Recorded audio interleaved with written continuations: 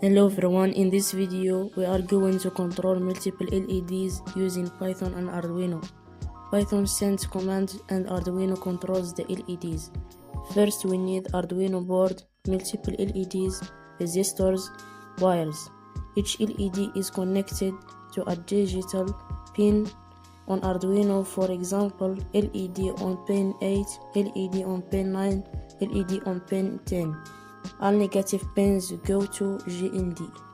Python connects to Arduino using the COM port. Once connected, Python can control the board. Each LED pin is set as output. Now Python knows which pins control the LEDs. Python sends a signal to turn LEDs on. One LED lights up, then the next one. Python sends another signal to turn LEDs off. The LEDs turn off in order. Using a loop, LEDs turn on and off repeatedly. This creates a simple animation.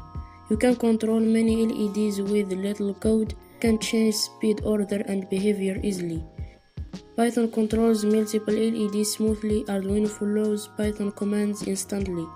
This is an easy way to control hardware using Python, perfect for beginners and small projects. Check the playlist Control Arduino with Python if you want more amazing videos.